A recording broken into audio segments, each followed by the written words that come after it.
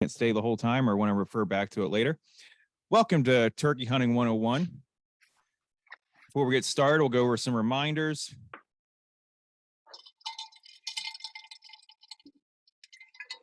So your guys' microphones are turned off and your webcams are turned off. So don't be worried about that. You'll have your privacy. But if you do have any questions, you can put that in the Q&A window, or you can put that in the chat window as well. The Q&A window, we'll see it, and we'll be able to answer your questions. If you'd like to talk amongst yourselves or have any discussions you want to have there, you can put that in the chat window. And again, reminder, you'll get a copy of this PowerPoint as well as any informational handouts that we'll have, and a link to a recording of this webinar as well as a feedback survey that we'll send out. And we appreciate you all filling that out. That helps us understand what we can do better. Our presenters tonight, I'm Jason Buckley. I'll be your MC and go over some sections here, but our main talker tonight is definitely going to be Dan Stevens. So welcome, Dan. He's the Hello, everybody. Of the Learn to Hunt program, and I know you definitely have some experience even doing some research with turkeys. So yeah, turkey is one of those species that it's got such a unique natural history, but also the style of hunting. It's very, if you're interested in the Western style of, let's say, elk hunting, that very communication driven, where you're calling to the animal, getting a response. There's nothing like turkey hunting anywhere around the Midwest. Yeah, it's definitely thrilling. Yeah, it is. It's yeah. There's not too many species you can get the shakes going before you even see the animal in front of you there. All right, so tonight's webinar is going to be one of 3 we'll be putting out, and we'll have that schedule here in a second. But this week we're going to be doing Turkey 101, Turkey 102, and then next week we'll be doing turkey calling and how to go over the various types of turkey calls and how to use them. So join us for that if you haven't signed up for that yet, if you're interested in learning how to use turkey calls. So tonight we're definitely going to be covering our general how hunters are conservationists. We always have this in our 101 courses, so that way you can understand how funding kind of works here in the North America. And then you'll go over the turkey ecology, kind of the seasonality of the bird and what they do throughout the spring, summer, and fall. Then we'll hit up some regulations, and we'll try to move through that as quickly as possible, but there are some regulations y'all need to know before heading out in the woods if you haven't been out before. So we're going to hit up the key ones, not go over everything, but we'll try to hit those key points. Then we'll go over how to get some land access, and then we'll talk about different turkey vocalizations today. A lot of syllables. So we'll go over the turkey vocalizations today. We won't really go over how to call, but we'll go over what they mean at least. And then we'll what they mean, how they use them, the kind of practical side of it. Yeah, without going into the technical side really. But so then we'll go into scouting techniques. We'll end on that, and then we're going to pick right up from there after we do the 101 review for Turkey 102 on Thursday, and then we'll go through decoys and then different hunting strategies and scenarios and gear that you'll need to get out in the woods. So it's really nice. We at one point, I think during COVID, we had all these on one PowerPoint. It was probably about 2.5 hour PowerPoint, and we don't want to do that if we rushed anymore. through it. Yeah. So for your sake and ours, we broke them up. So go ahead, Dan. So again, here is we have a lot of events in the next 2 weeks. We have 8 events, I think, in 14 days. So you can see some of them are all majority turkey, but we definitely have some beaver otter trapping this weekend if you want to get out to Spring Lake. And then we have turkey calling and cooking if you can make it to that. They'll give you an excuse not to sit in for the turkey vocalization webinar on the 21st.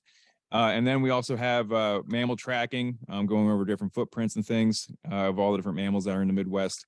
And then we'll have our 2 turkey workshops, one at Moraine Hills and one in Middle Fork and Central. And we've got more dates coming too. These are just the ones that are 100% finalized and are currently open for registration. So if you don't see one near your area, be on the lookout. The next week or 2, we should be adding a lot more as the weeks progress. Absolutely. Yeah. At the start of each month, we try to get that calendar out, to try to get registrations as quickly as we can for each event as we get moved through them. So stay tuned. Stay tuned. Yep. So here is just want to give everybody a reminder that if you're interested in firearm season for deer, now is the time to apply.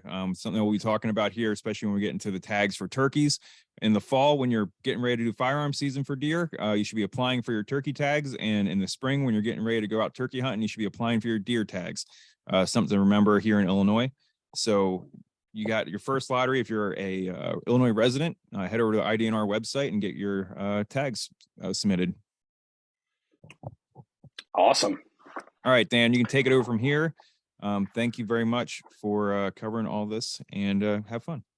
Perfect. Yeah, like Jason said, my name is Dan Stevens. If you have any questions as we're kind of going through this, please drop them in the chat or the Q&A. And if I don't happen to see it, Jason will kind of give me a prompt and let me know that there's a question there. But like Jason mentioned, we always want to start off with just a very brief conversation about why hunting is still relevant in a fairly modern society, right? Historically, as humans, we relied on hunting to provide our own food sources. But now in modern society, that food system has shifted. But hunting is still very, very relevant to not only the way we manage wildlife, but the way we fund wildlife, but also just in terms of social capital. So I just want to quickly touch on this kind of funding aspect a little bit.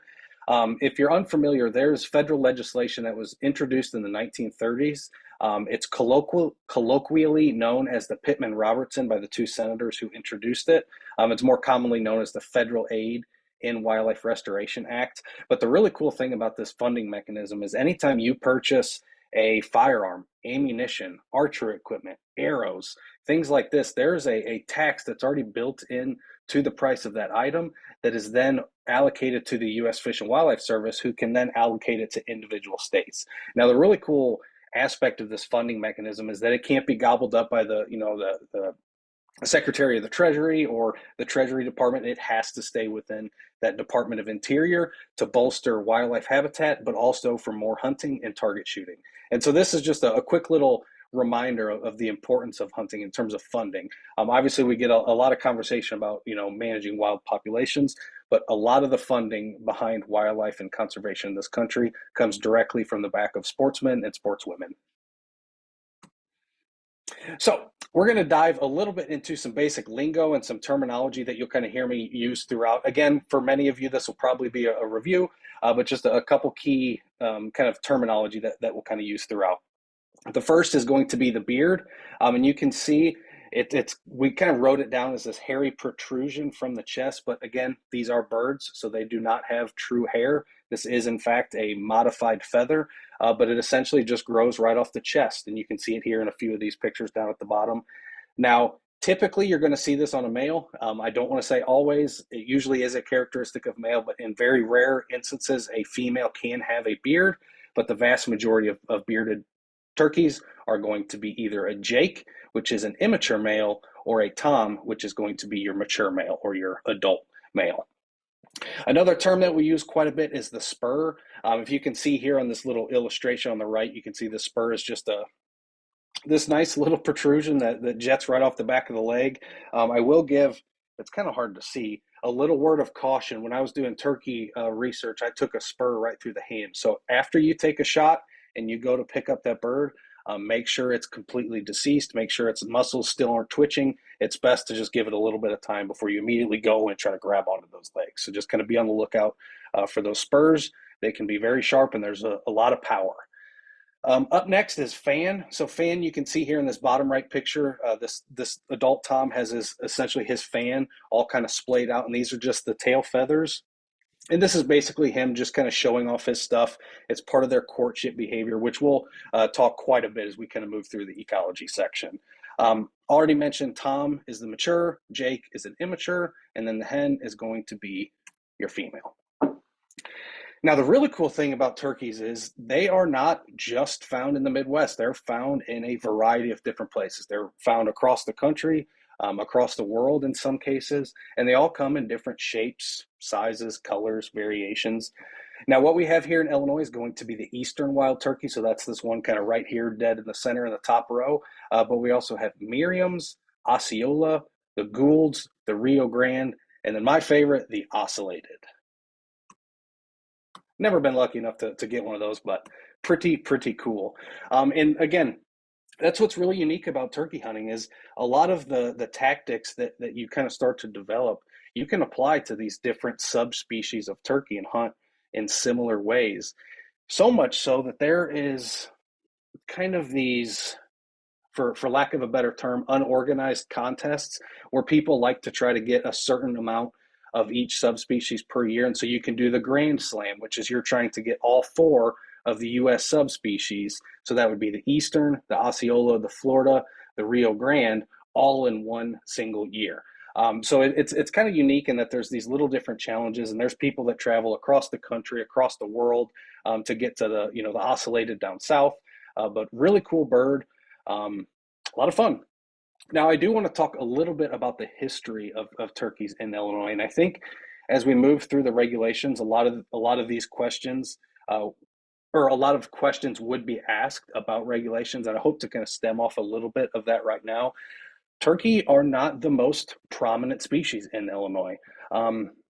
Historically, we didn't have turkeys. We essentially extirpated the wild turkey population from the state in the early 1900s, whether that was through habitat loss, unregulated take. That was before a lot of sportsmen started to really pay attention to regulating these species so that we can have this as a sustainable resource moving forward. And so by the early 1900s, they were basically completely gone from Illinois. In about the late 1950s, Illinois started beginning a repopulation effort. So they would go to other states and they would trade animals. I know there was one famous trade. I think it was a few otters that was sent from Illinois to another state, and they gave us a few turkeys for those otters because they needed otters for their restocking effort of otters, and we needed turkey. And so it's kind of this little unique kind of story, but I think it really highlights the power of conservation. Now there are over 100,000 wild turkeys living in Illinois, and again, that's just in 60, 64-ish years. Pretty impressive.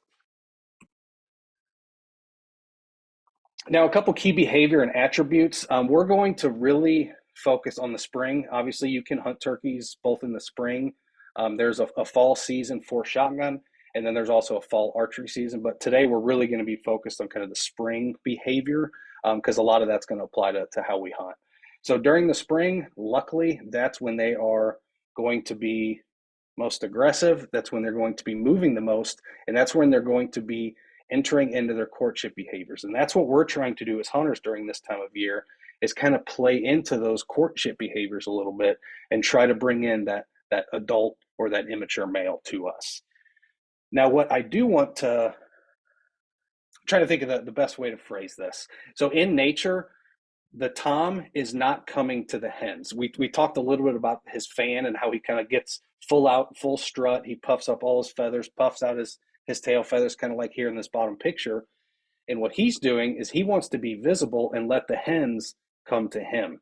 Where what we're doing with hunting is we're trying to almost kind of flip-flop that, and we're trying to convince him to come to us. And so there's a couple different techniques that we'll touch on throughout today, as well as really focus on it in 102.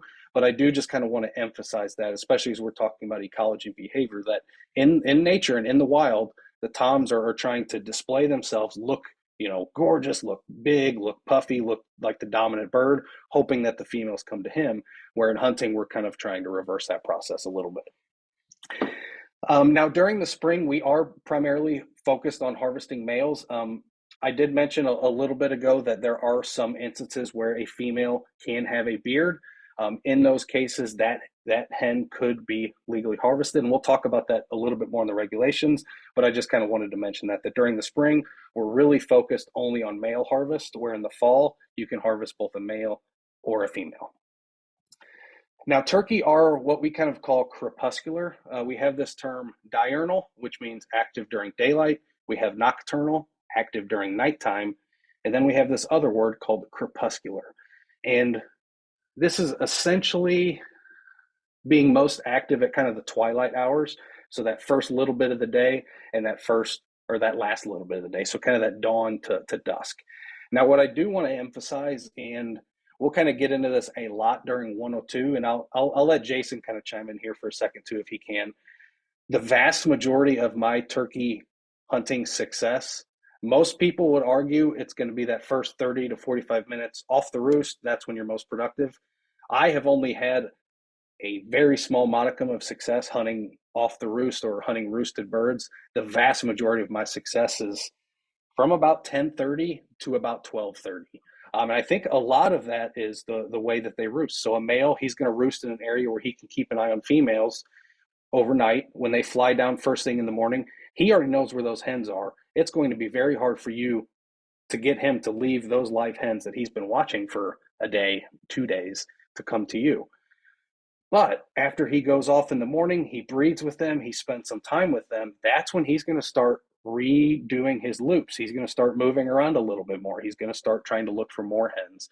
And that's when I find a lot of success during the spring turkey season. It's really anywhere between about 10 to noon. Any thoughts there, Jason? Yeah, for sure. I mean, it's one of the types of hunts that you're more mobile than deer hunting for sure. So like if it doesn't work out for you, if you roosted a bird the night before and you set up and either that doesn't work out and for many reasons why, either that you busted him out, or he just decided to fly out the other way that day and go to another hen that he already knew about. But it's something where you get multiple strikes. It's not just one strike and you're out hunting. You can actually move around the woods, keep calling, and see if you hear anything as you move around, and you actually get a second chance, and you might be out there all morning, and then you'll be picking them up, as you said, around 10 o'clock after they're done with the hens they already had that morning. So that's definitely something that you want to keep your hopes up for. That it's not over until it's over. When you're out turkey hunting, you can keep hearing them, keep going around the bend, and hopefully something's on the other side. Yep. Carrying on a little bit more. Thanks for that, Jason. I do want to touch on that birds, especially turkey, have incredible eyesight. They can see in full color, so we are not wearing blaze orange. Blaze orange is not required while hunting. Now, I do wear a little bit of blaze orange when I'm moving around, especially if I bag a bird and I'm carrying a bird out. I'll normally wrap it in some kind of blaze, because I hunt on public land exclusively, and so there's other people out there, and I want to be as safe as possible. So while I'm hunting, I'm not wearing blaze orange, but sometimes walking in and walking out, and especially if I'm carrying a bird over my shoulder, I want it to be as evident as possible that this is not something to shoot at. This is a big orange mass. Don't point your gun here. So no blaze orange for turkey hunting. But again, they have incredible eyesight. So we want to have full camo. And what's very important, especially if you're a glasses wearer like I am, these reflect quite a bit. And that's what turkeys are very, very, very good at picking up on. It's just little glints. You can see if I just barely move my eyes, there's just a little bit of reflection in those glasses that's kind of moving. They will see that. If they're 300 yards away, they will see that. So you just kind of want to be very, very slow movement, but also full camo. And I often, since I'm wearing glasses, I wear a face mask that actually does, it's kind of a mesh that just barely drapes over my face, just again to give me a little bit more concealment. I also use mouth calls, and so that helps conceal my jaw movement as I'm calling a little bit too. But the nice thing, if you're a deer hunter, this is the one time you don't ever have to worry about your scent. You can go out there smelling like you were at a Motley Crue concert the night before, and no harm, no foul. You're not that old, so a little dude. bit. What's that? You got to change that reference. You're like Blink-182 or something. Blink-182. So now a little bit of kind of sexual dimorphism and how to tell the difference between a male and a female. Because again, in the spring, we are only targeting those males. That little asterisk, bearded hens, but 99.9% of the time we're talking about harvesting males. So we need to be able to tell the difference pretty clearly. Obviously, we only want to shoot what we can identify, but it's also very important for us as hunters. If I'm out scouting a field and I see, a bunch of turkeys and I don't know if they're hens or toms, it doesn't give me a lot of information. The more I can start to pick apart what individual birds are in that group, it gives you a little bit more information. So the males are going to be a lot more brightly colored, especially on the head and the face. You can see here in this picture that bright red, blue, and white. It stands out from a long way away. Where the females, the hens, do not have that coloration. It's kind of this muddy blue-gray kind of coloration. And unfortunately, I didn't put a better picture of it here, but if you look at this tom here on the left, I don't know if you can see my mouse, but right off of his beak, he's got this little kind of fleshy patch that's dangling down. That is called a snood. Males have that, females do not. Now, what's also really important to know between the two is the size difference. Toms are going to be a lot bigger than your average female, but they also look a lot different. Not only just the coloration, but also the overall body coloration. It's hard to tell in this specific picture. I'm going to transition to a picture real quick and we'll go back. But these are the breast feathers of that turkey. And so you can see here on the left, we have one that's jet black tip, and we have one that's got kind of this brown slash kind of khaki colored tip. That khaki color is going to be your female, and that dark tipped breast feather is going to be your male. And what that does is gives an overall darker coloration on the toms and kind of a muddier, browner coloration on the females. Now, if this is your first time being exposed to turkey, that can be a little bit difficult to visualize, but when you see a male and a female standing side by side next to each other out in the wild, it's quite clear. So here you can see a few different illustrations that show some of these coloration differences, but you can see the males have this bright red on the head and neck, where the females just kind of have this bluish gray head, but also their overall body is just a little bit drabber. It's not as dark, vibrant, or as contrasty.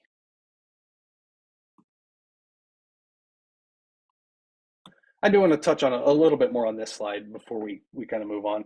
I mentioned this is kind of an easy way to tell the difference between a male and female, and this is really good for scouting. If you're out there in the field and you're finding areas that it looks like turkeys are quite active, and you start finding these feathers, that can start telling you about what turkeys were actually in there using that area. So just, when you're out scouting and you come across turkey feathers, pick it up and see, okay, is it brown tipped or is it black tipped? And that instantly tells you whether it's kind of a male or a female.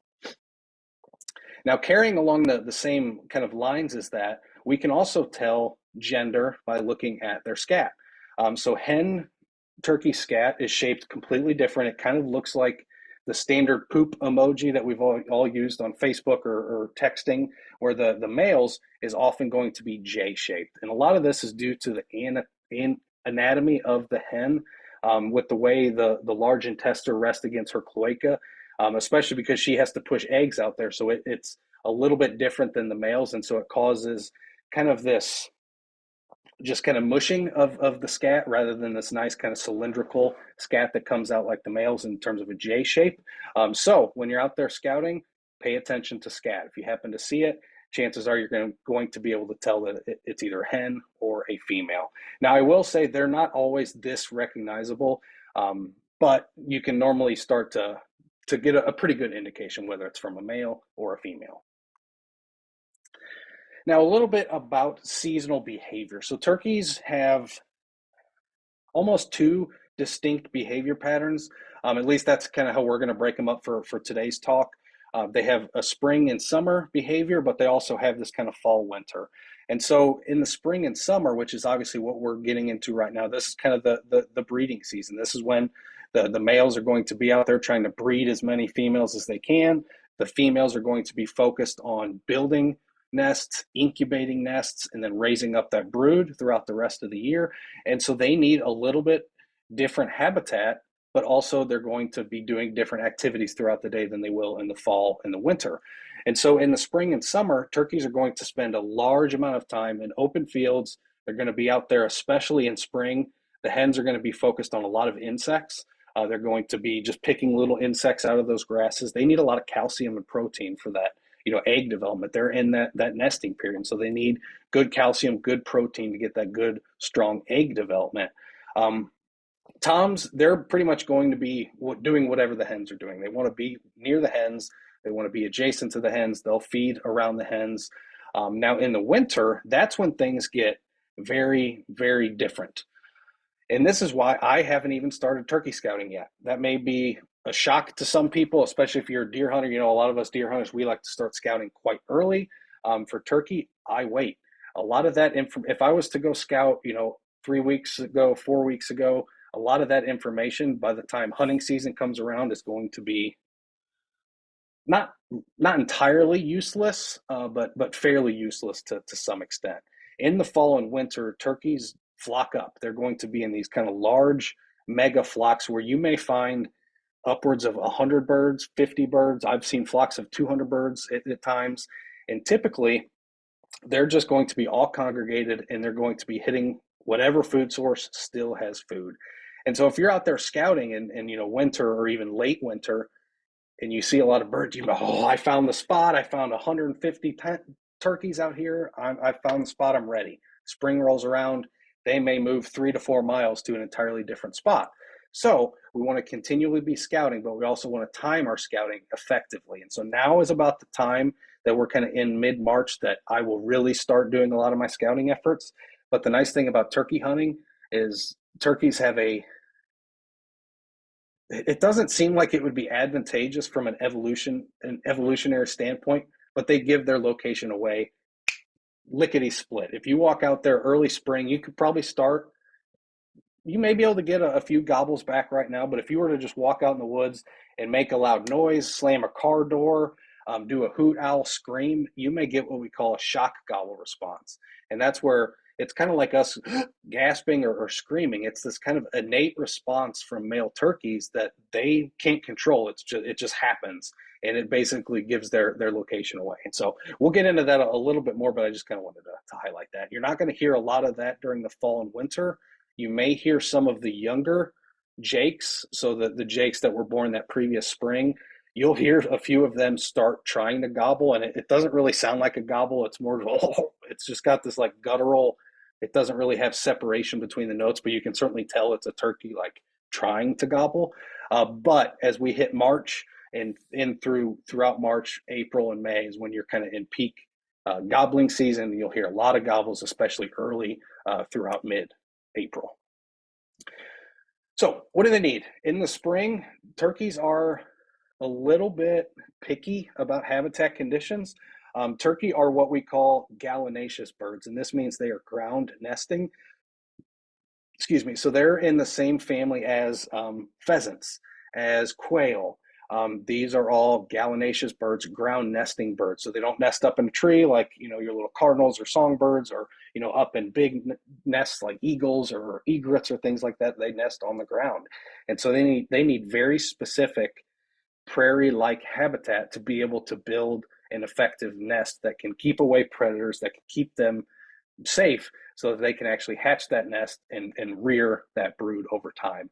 And so you want an area that's got some type of early succession or prairie grass habitat, either on the property that you're hunting or fairly adjacent to it. Because again, if that habitat's not there or not nearby, it's going to be a little bit difficult to probably get a turkey in that area, just because, again, that's what they're focused on this time of year, is nesting. And so they're going to want to be in areas that they can actually build a nest. So you want to find areas that have high quality grasses, but also have a substantial timber. Now the timber can be a little bit, they're not as picky per se. They do like a good oak hickory forest, especially one that's a little bit more mature, that's got some dominant, good size oak trees that are kind of mother oaks. They'll use those to get up and roost at night. And they want that good visibility, but they also want that big, safe tree. Before we get on to regs, I do want to talk a little bit about roosting and kind of the why they do it, since we're kind of talking about behavior a little bit. Now, you'll hear as we get through regulations that turkey hunting in Illinois stops at 1 o'clock p.m. There are some states that will allow you to go up until dark, similar to deer hunting. There are some states that'll stop you at 12. There are some that'll stop you at 2 or 3. Now, the primary reason that you kind of see this is the idea of letting these birds get up to their roost safely without hunters disturbing them. If there is a turkey that gets up to a roost right at dark and you scare that bird and you cause it to leave that roost, it will not be able to get back up into the roost at night. They cannot fly very well at night, and 95% of the time they won't even attempt it. And so what you're doing is just opening up that bird to more predation, as it's just on the ground. It doesn't have a lot of natural defenses. That's kind of why they use the trees. But also in terms of moisture and just temperature and weather, they can get wet, they can get cold. And so that's why we kind of see a lot of states kind of have this early close on the day to allow those birds to do their normal breeding behavior, but also be able to get up into the roost safely. So I just wanted to kind of quickly touch on that. Now let's get into the wonderful world of regulations. So again, we're going to move through these fairly expeditiously. We have a ton to cover tonight. If there's anything you have specific questions about that I may gloss over or I didn't state clear enough, just let us know in the chat or the Q&A feature, and we'll address that as we can. So this is where you're going to find your statewide regulations. This is the digest. One caveat before I go any further on these regulations, this digest is not the wildlife code. This is not the actual written verbiage of these regulations or of these laws. You can find that on DNR's website through either administrative rules or through the Illinois Wildlife Code. This is essentially DNR's interpretation of that wildlife code for us to be able to have it in kind of an easily digestible way, without having to read through, a whole plethora of legal verbiage. Although it's still not the most easy to read document out there. But so we're going to talk a little bit about legal game. We already mentioned this a few times, but during the spring, again, we're focused on males. So this is going to be either your Tom, which is going to be your adult male, or your Jake, which is going to be your immature male. This is where that little caveat comes. So if you see here in this bottom right, that is in fact a hen, and she does in fact have a beard. Now, according to the wildlife code and the way the regulations are written, we as turkey hunters, that's what we're looking for, is the presence of this beard. You'll hear a lot of people say we're going for Toms or Jakes just because it's easier to say.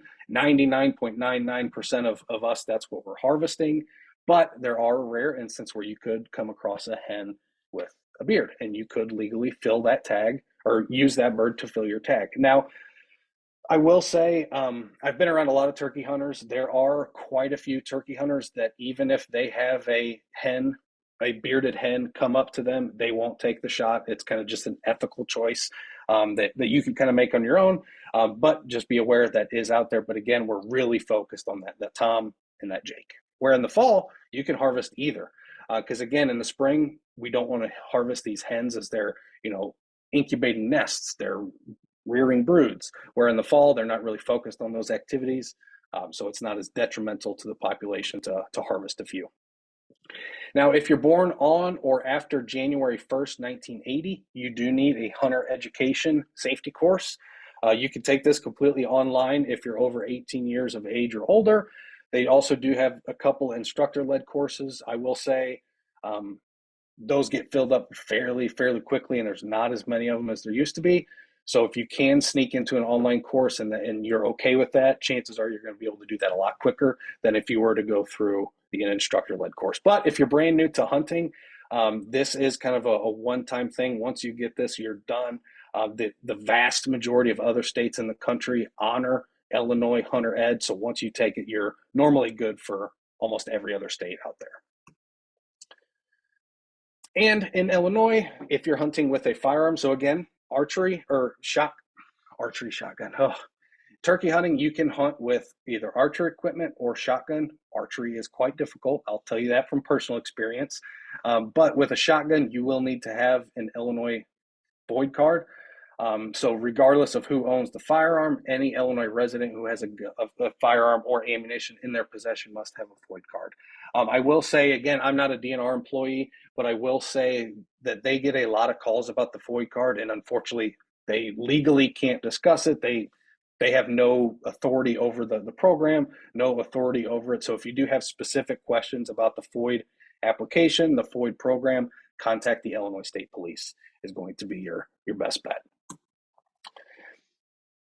So what licenses and permits are needed for turkey hunting? So fairly simple. We need a base hunting license. There are several different versions of a base hunting license, whether you're a youth, whether you're an apprentice, which means you can bypass getting hunter safety and just buy an apprentice tag, but you have to hunt with somebody who's over 21, who is a certified hunter and who has taken hunter safety. And then you can go out with them for 1 year, and then you need to take hunter safety and get that base hunting license with hunter safety. But base hunting license and a state habitat stamp. I do want to emphasize that this is no longer a physical sticker stamp. It's just an electronic line item that you add to your license at the time of purchase.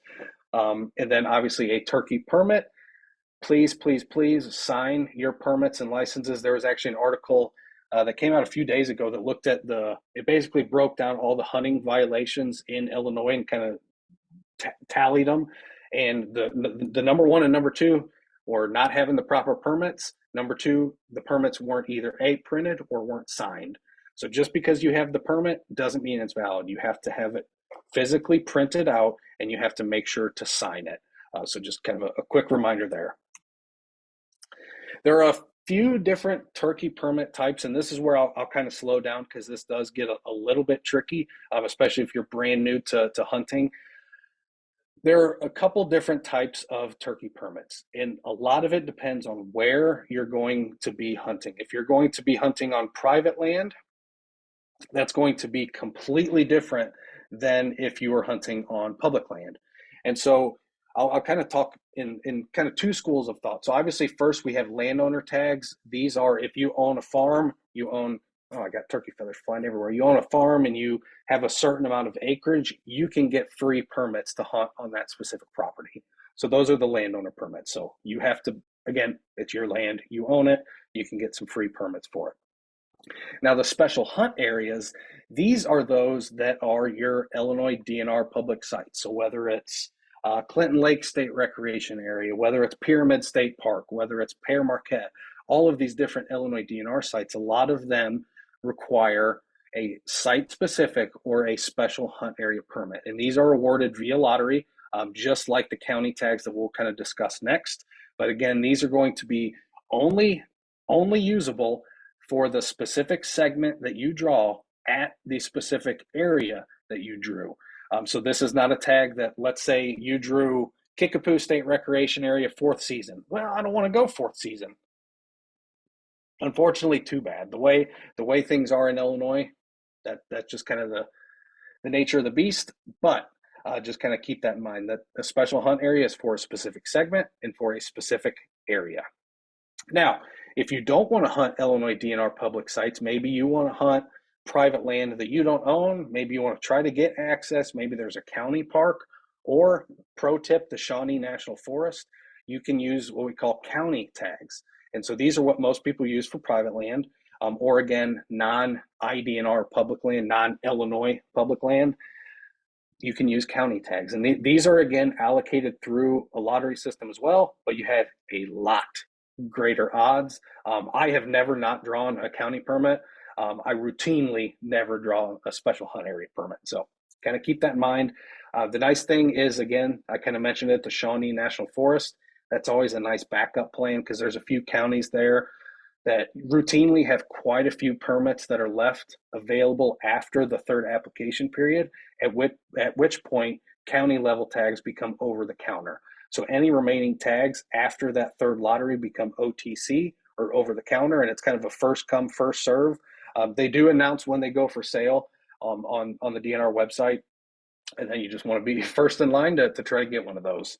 But special hunt areas are for county or for DNR ground, county tags are for private or non-IDNR ground. That's kind of the easiest way to kind of think of it for now. Unfortunately, I'm probably going to confuse you just a little bit more, but that's okay. So, and I saw we have a question. I'll get to that in just a second. I just kind of want to get through this permit spiel just a little bit. So if you're really kind of concerned or confused over which permit to use, if you look in the back of the Illinois DNR Digest, whether you're viewing it online or the actual physical print, all the way in the back, there's these, I think there's 8 of them, of 8 pages of tables like this that at first glance look very confusing, very unorganized, but in fact they're quite organized. And so if we go down to this Turkey Spring column, we can see that each site, so let's say Anderson Lake State Fish and Wildlife Area, so again, these are Illinois DNR public hunting sites. Argyle Lake State Park, that takes a C level tag. C means county permit, where S means special hunt area. So there are a very few, the vast majority of DNR sites that allow turkey hunting will be a special hunt area, but there are going to be a few that do allow you to hunt that specific site with a county level tag. So don't just assume, right off the bat, crap, I missed the lottery or I didn't draw. There are other options out there if you be a little bit creative. So I highly recommend checking out the back of the digest. Again, there's a table for each DNR region. There's 5 regions in the state, and it kind of gives you a nice rundown of every type of permit you need. And even if, I know, we're talking about turkey, but you can look over at the deer column and you can see it's going to be the same way, whether you need for deer firearm, whether you need a special hunt area permit for a DNR site, or if you can use a county level tag. So a good little trick to just kind of help keep things straight a little bit. Okay, so carrying on with permits a little bit, I mentioned the lottery application. And again, unfortunately, we don't have a ton of turkeys in Illinois. Remember, turkeys have only been back in Illinois since 1959. I don't think the first hunting season was, I don't even want to say a date, but not long ago, I want to say, realistically. if I researched this properly, I think that 2 years ago when I first looked into this, I think it was 72. I'll double check to make sure, but I believe it's 72, and they got 3 birds in the Shawnee Forest, and that was Wow. it for the whole season. They got 3 birds. Yep. Man, times have changed, huh? Oh, yeah. So we don't have a ton of turkey, and so the easiest way, or the easiest and the most equitable way that state agencies have found to allocate permits when there's more people interested than there are opportunities is through a lottery. So that's just the nature of the beast. Um, so there is essentially 3 application periods. Unfortunately, they have all pretty much expired now, and that's why Jason kind of mentioned right at the start of this webinar that the deer firearm lottery is open right now, because it can become a little bit confusing. But for me, the easiest way to remember it is when I'm thinking about turkey hunting, it's time to apply for my deer lottery. When I'm thinking about deer hunting, it's likely time to apply for my turkey lottery. So again, not the easiest thing to remember, but if you follow our Facebook page or our newsletter, we do send out reminders quite often about these application deadlines. First lottery is residents only. Second lottery is anybody, and third lottery is again anybody. And any permits that are remaining, there will never be special hunt area permits remaining after the third lottery. If there were, they just kind of get gobbled up. They just get eaten. They don't get used. But those do not go over the counter. Only the county level permits do. So just kind of keep that in mind. All right. I saw we had a question. I'll go ahead and get that real quick. How does the habitat stamp or permit work for a disabled vet's free license? That's a fantastic question. Now, in terms of the actual electronic stamp, I don't know that necessarily changes, but I know the base hunting license definitely changes. I know they have a reduced fee for disabled, and we actually did just have a phone call a couple days ago from an individual who needed one for deer. So if you kind of send me a private message in the chat with your email address, I can pass you along the same information I sent to him, because it kind of, there is a process you have to, I don't want to say register with DNR, but like let DNR know so that they can add it to your account so that it automatically does it. So just shoot us an email or a message at some point, and I'll pass that information along to you right away. What I was able to Google, because I saw that question come through, we'll definitely we'll ask the person who probably knows instead of us just guessing here. But I believe you get the free license and the habitat stamp is waived, but you do need to purchase a permit, which is what, that sounds right. It's about That actually $15, sounds right? now that you said that. Yeah. I believe it's $15, Dan, right? Is that still the case? For which part? The stamp? A turkey permit. The turkey permit's about that. The stamp, I think, is like 5 or 7. Yeah, the stamp's 5 or 7. So you get that waived, and then you got to buy the permit, I believe. And they said give DNR 10 and days. Again, you probably have to buy the permit, because and that's the little annoying thing about the application process is when you submit your application, you have to submit a credit card on file, and they automatically take that money. Now, they do refund that money if you are unsuccessful in drawing a permit, but that's probably why you still have to pay for, because that's just part of, my guess is part of that lottery procedure, would be my guess there. Good question, though. Mm-hmm. All right, a little bit about site-specific regulations. So this is a little bit challenging for turkey hunting. It's quite simple, but depending on where you're going to hunt, please, especially if you're on a DNR site, please look over these hunter fact sheets. They basically tell you everything you can do at a specific site, when you can do it, where you can do it, how you can do it, how you need to sign in or sign out if you need to. And so it's just a really good document that goes over literally everything about that individual site. Now, I will say, depending on the specific site you're hunting, you may need a windshield card. And I just want to kind of quickly go over this in case you're unfamiliar with what that is. Essentially, it's a credential that you apply for that's entirely free. All you do is go on the internet and print it out. But essentially, it gives you a number, and you'd put it in the dash of your vehicle when you're out hunting. And then at the end of the season, you need to go back and put in how many days you hunted, did you harvest anything, and things like that. And again, that's just to gauge hunter effort. But if you're on a site that does require windshield cards, just make sure that you do have that windshield card, and make sure you go back into the system and also report at the end of the season. Now, I also do want to mention non-toxic shot. I don't see it to be a huge concern in terms of turkey hunting, but there are a few state Illinois sites as well as federal sites that are starting to restrict the use of lead ammunition. Historically, lead has been the ammunition that we've used in shotgun shells for decades. Obviously, there are some toxicity issues with lead, whether that's residual in the environment, whether it's transferring to us after we eat that animal. There's been a pretty systemic shift in trying to reduce the amount of lead that we use as hunters. And so there are a few DNR sites that do not allow you to use any lead shot, and you have to use non-toxic shot. That will again be noted in these hunter fact sheets, but that's the kind of stuff that the hunter fact sheets are going to show, as well as some nice maps that show you where you can park, where you can hunt, where you can't, where the no hunting areas are, where the boundaries are, and all that kind of stuff. So really good resource, and make sure to check those out. Now, bag limit, we really don't have to worry too much about the bag limit for turkeys. It's basically whatever you have your permit for. Now, I do want to talk a little bit about season dates. I mentioned quite a bit of time. Oh, I saw we had a question about toxic shot. I'll get to you in just a second. Now, in season dates, a lot of it depends on what area of the state you're in. You can see the state is kind of broken into two distinct zones.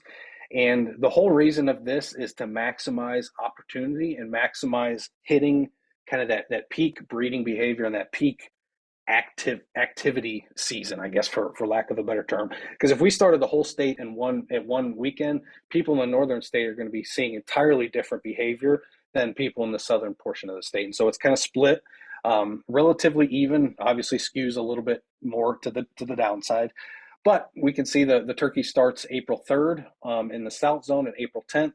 And each season is about 5 days until that segment expires. And again, your specific permit is going to have a segment and a season date. And that's what you need to stay within. Now, I do want to talk a little bit about shooting hours. I kind of mentioned that season stops at 1, kind of discussed why a little bit. But I also do want to emphasize shooting light starts 30 minutes before sunrise. So it's kind of the same as deer. So if you're a deer hunter, you're kind of familiar with that. Now, I kind of talked a minute ago about that article I read that kind of discussed some of the more common fish and game violations in Illinois during 2022. Another very, very, very common one, and is really worth mentioning right now, is do not load your shotgun while you're sitting in the parking lot before legal shooting light. That firearm cannot be loaded until legal shooting light. So keep that in mind. The second you get out of your truck, load it up and start walking. Just carry it all the way to the spot. When legal light hits, you can go ahead and load it up and begin hunting. I do want to also emphasize there's a youth season, and the youths, they get that first crack. So they're actually getting up to bat here in a few weeks. They start March 25th and 22nd, or 25th and 26th, followed by the following weekend. So they get out and try to bag some early spring birds. So pretty cool. But if you've got youth that you're interested in kind of getting into turkey hunting, this is a really cool aspect of it, because you get to have their own season for them. They get to just be the only ones out there, especially if you're at a DNR site. You may find a site that, they may give out a few permits, but people don't always use those permits. People don't always go when they win a permit. So you can really get some good spots. So if you have a youth that you're trying to get involved, definitely look into that. And also look into the Illinois Recreational Access Program, which we'll talk about in just a few minutes, but I want to really emphasize that for youth. So if you've got kids or grandkids, write IRAP down if you've never heard of it. Again, we'll talk a little bit more about it in a few minutes. So primarily for turkey, we're shotguns. Shotguns is kind of the primary method of take. You can legally use archery equipment. It's freaking hard. I won't lie. It can be very, very difficult. There's a lot of movement that you have to do. And like we talked about earlier, turkeys have some of the best eyesight in the Illinois woods, and they will pick off any little bit of movement. So shotguns are definitely the way to go. But if you're up for a challenge, archery equipment can be a pretty good and pretty worthwhile challenge. Now, historically, most people are going to be using a 12 gauge. That's kind of the most common turkey gauge in Illinois.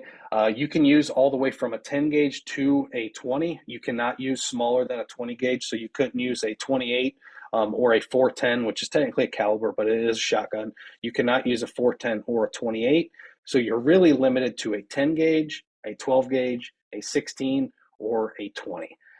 I prefer a 12 just because you get one gun, you can hunt geese with it, you can hunt turkey with it, you can put a slug barrel on it and hunt deer with it, all the way down to dove hunt with it. So it's just kind of a really good one size fits all. But you also need to make sure your firearm has a plug. So if you look at this picture here, this little green plastic piece is essentially a plug that goes in the magazine tube of your shotgun. And basically all it does is limit the amount of space in that tube. So before you put that plug or that spacer in, you may have been able to fit 5 shells in that magazine tube. But with that plug, now maybe you only fit 2. And so that's what we're shooting for. We want 2 in the magazine and 1 in the chamber for a total of 3 shotgun shells in your gun. You cannot have more. Your gun cannot be capable of holding more. Even if you only have 3 in it, if you can fit another one in there, technically you are in violation. So you want to make sure you have a plug. And I will say, if you run into a conservation police officer, that will be the second thing they check. They'll check your licenses and tags, and then the second thing they're going to check is to make sure your shotgun's plugged. Almost 9 times out of 10. So plug your shotgun. Now, I saw we had a question about shot, so this is kind of a perfect time to bring that up now. Where can you find out if sites limit shot type? Again, I wish there was kind of a nice clearinghouse of all of them, but you're really just going to have to look through the individual fact sheets on that. So sorry, I wish there was a better way. Had a good question about IRAP. We will get to IRAP in just a second, and so I will answer that when we get there, but that's a fantastic question, and they actually did just kind of rework the way IRAP is structured. I don't know that it's better, but it's certainly different. So we'll get to that in a second. But if you're interested in learning a little bit more about shotgun shell metrics and what the different shot size means, what the different velocity, what shot weight, how that impacts shot. We did a nice little video kind of diving deep into all these different numbers and what they mean, what you need to pay attention to as a shooter or as a hunter. So check that video out if you're interested in learning more about picking a specific shotgun shell. All right, a little bit about choke tubes. So choke tubes are basically the easiest way to describe it is a funnel for the end of your shotgun, the end of your muzzle. Historically, when shotguns were first produced, they were basically just a long cylindrical tube that just was straight walled all the way down.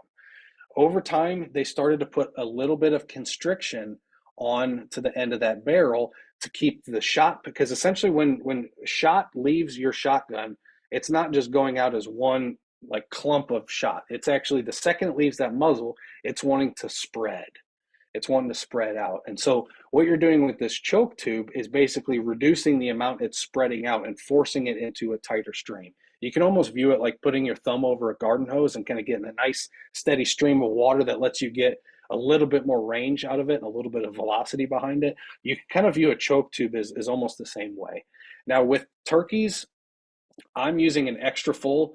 A lot of people will call it a turkey choke or an extra full. That's what I prefer to use.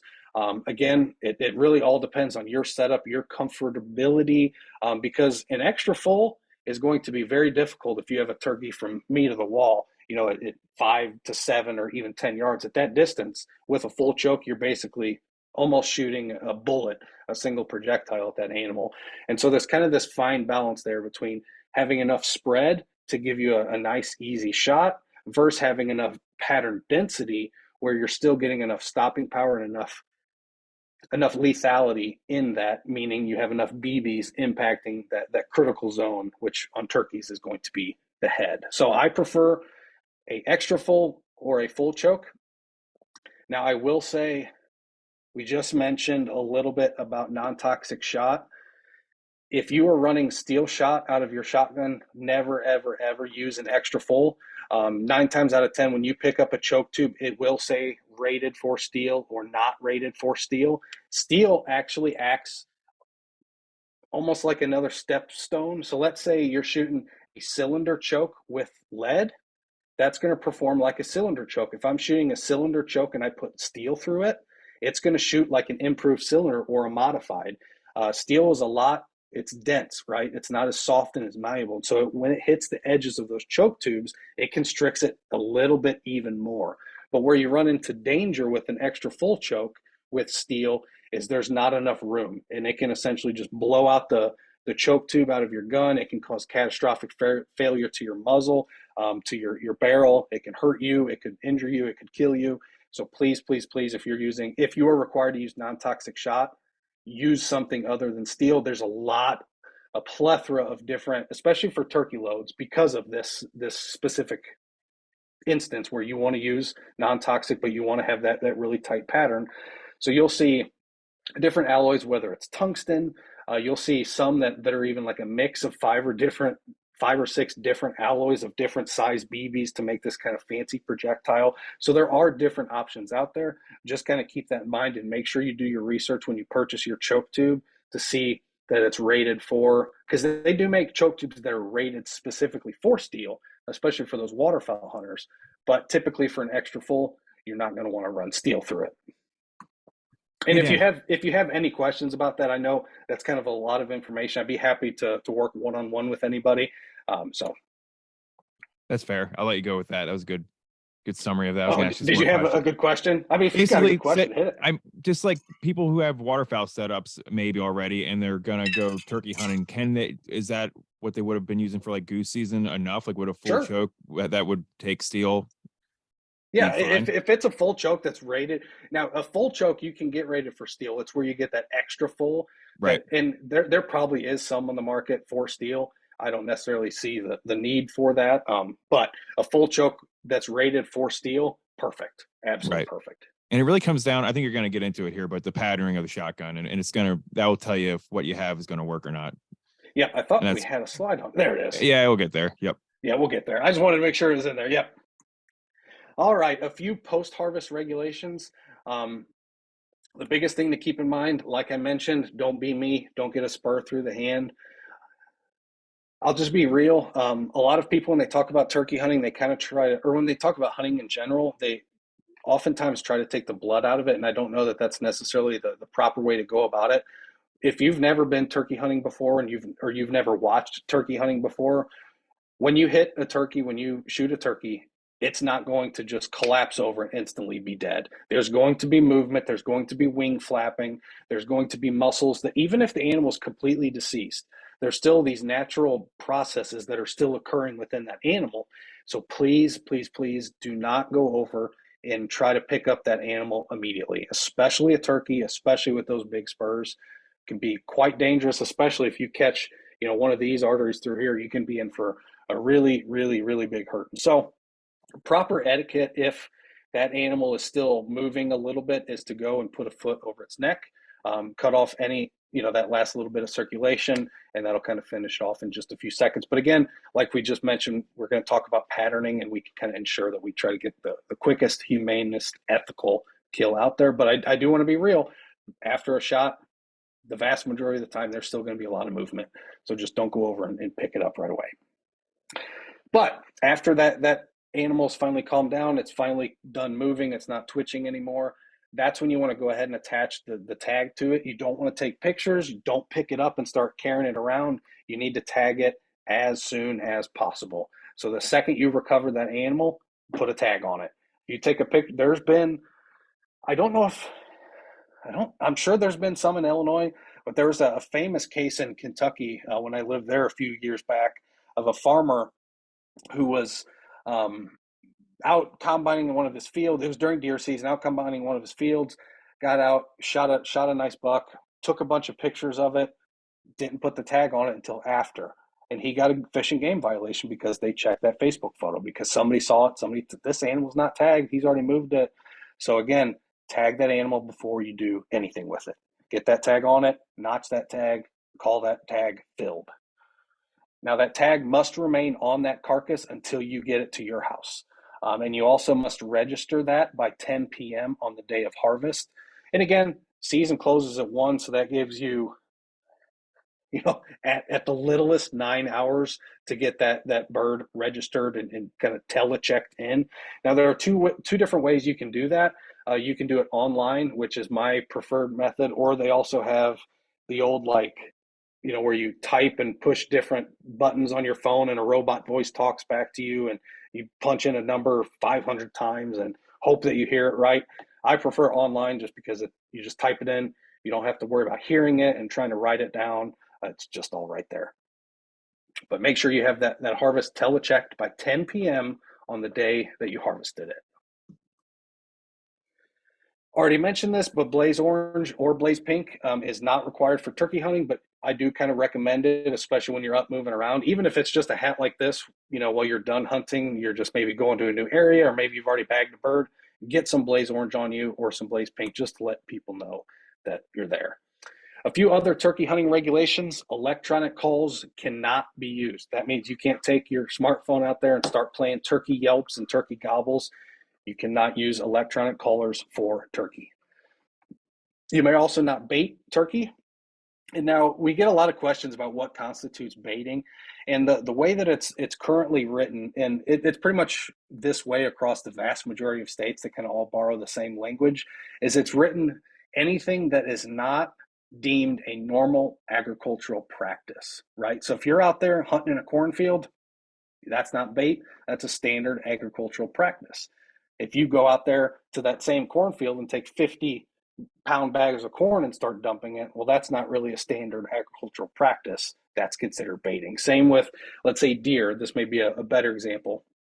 Deer. You can hunt deer over an apple orchard, but you cannot go over to that apple orchard and take more apples and bring them in and dump them, because that's not a standard ag practice, but what's already there is.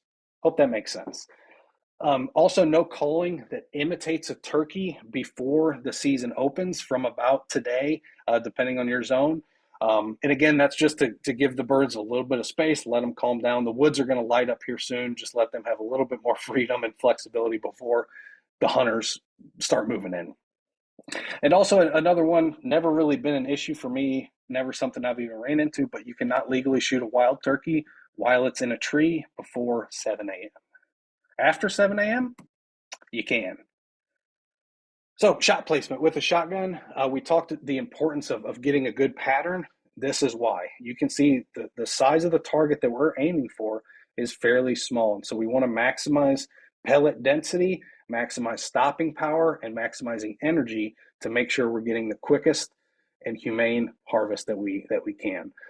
Now, for me personally, I don't necessarily aim right where this thing is kind of saying. I'm a little bit lower. Can you see my mouse, Jason? Yes. Okay, perfect. So kind of like right in here to here is about where I'm personally aiming. And if you're kind of unfamiliar with the way a shotgun works, typically 70% of that shot is going to go above your aim point, and about 30% is going to be below. Maybe closer to 60-40, but there's normally more pellets on the top than the bottom. And so I like to aim just slightly low just to give that maximum chance at getting as much pellets as I can in that kill zone. So I like to aim just a little bit lower, but again, anywhere in this head and neck is going to be a very quick and a humane harvest. But that's why patterning is so important, and especially patterning with the equipment and with the shotgun shells you're using.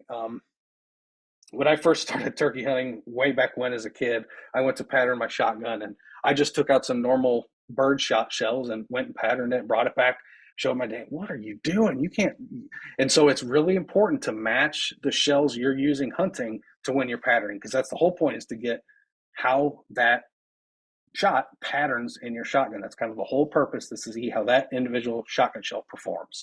And so at the beginning of a season, especially if I'm I get a brand new shotgun, or I want to try a new shot shell type or something, I'll normally bring 3 or 4 different makeups, whether it's maybe one shot 4, maybe one's shot 6, maybe one's tungsten, maybe one's normal lead, and just kind of try a few different ones to really kind of hone in that pattern and see what performs best. You don't have to do all that. If you find one that works, just stick with it, I promise. But what we really want is a high density pattern, kind of like you see up here in the top, versus this kind of undesirable where it's scattered, it's not very dense, you have a lot of open pockets. I mean, see how many different turkey heads you could kind of fit in there if you just kind of move and rotate around. There's a lot of opportunity for you to either just wound that animal or completely miss. And so this is what can really help us maximize our accuracy and making sure we're getting as much, essentially as much bang for our buck. Dan, also I wanted to add in there,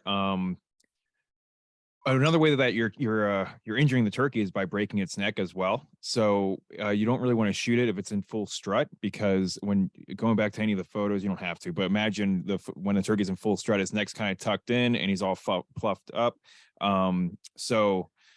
Shooting when he's in full strut like that, he's not that vulnerable, but when he extends his neck, sometimes you can call a little bit, maybe right before you shoot them, and especially if you have mouth call in, and that will make them kind of raise their head up. He'll do this. He'll be sitting there strutting. He'll go boom. Yep. And boom. And then that's the second you take when he does that giraffe neck. Yep. So that makes it a lot more easier to fatally hit the turkey as well. Perfect. And I'm still going to get back to your IRAP question. I promise we have some slides on IRAP in just a second, but just kind of carrying along with Jason's shot placement, it kind of translates over to archery too. Now, I have tried archery hunting or turkey hunting with archery. I've successfully harvested turkeys. They've always been in the fall. I've never been able to do it in the spring during actual spring turkey season. It's always kind of, I'm just sitting in my deer stand and here comes a little hen, and I happen to have a turkey permit in my pocket. So it's kind of just that way. But I personally would not try to aim for that little head of a turkey. I'm a fairly decent shot, but that is extremely difficult to make. And it kind of goes back to what Jason said about you don't necessarily want to shoot when that bird is all strutted up. It's very difficult to envision where his organs are and where his neck is, as all these feathers are just kind of all poofed up around him everywhere. And so I like to let them kind of, especially with archer equipment, but same with shotgun, like Jason said, it kind of exposes more of that neck. Let them relax, let them come out of that full strut.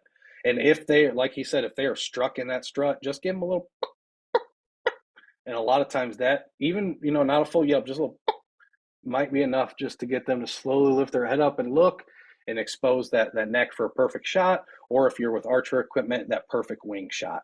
Now with archer equipment, if I have a choice, my favorite shot is these two on the right, whether it's straight looking away or whether it's straight facing me. I find that to be arguably the easiest, at least in my opinion. It gives you a really good solid aim point when it's facing directly at you, right where that beard, I'm going to put it up here so you can see it, but right where that beard starts on that bird, aim. And if you hit that spot or even just above it or a little around it, you're going to go in and get the lung, get the heart, and get all those vital organs, and it'll be a very quick death for that animal. And same with the back end. If you put it basically right where that fan all comes to a point, it's going to be a very, very lethal shot. Yeah, it's important. I'm sorry if you said sorry, Dan, but it's important because of how fluffed up they are. It's hard to tell where their body actually is. And yeah, it's so hard. I might add this in for the next time we give this. It's going to be I don't know if you guys have ever seen like the meme of like an owl, and it shows an owl, and then it shows an owl without feathers on it, and then it shows an owl a skeleton, and an owl looks like a little ET without feathers on it. I mean, it's crazy how small the bird actually is. So picking out these body parts and like where they hit the body at, like be it where the tail feathers come together, where the arm, where the wing comes into the body, or the beard, it gives you something to aim at, because if you aim anywhere else, there's a good chance it's just going to go right through those feathers and you're not even going to hit anything. Sure. Good point. I saw we had another question, and gosh, I really hate that I don't have a better answer for this question, but it's essentially, where can you pattern your shotgun locally? I have been unable to locate a range that will allow turkey loads. I hear you 100%. So much so that last year before turkey season, I had to drive to Missouri to pattern. I have now joined a private local sportsman's club in my area. So that may be probably the best bet is if you can find a sportsman's club that's in your area or at least nearby, and maybe start that conversation there. I also know some of the NWTF chapters, and that's what we're going to talk about as we kind of wrapped up the webinar at the very end, was a little bit more about NWTF chapters. But I know a lot of these local chapters have a good just kind of board of people who turkey hunt and who are avid turkey hunters or avid shooters. And my guess would be they probably have the best intel for your local area than probably just about anybody, would be my guess. So I might recommend looking into your local NWTF chapter. And if you need any information on that, I can certainly pass that along.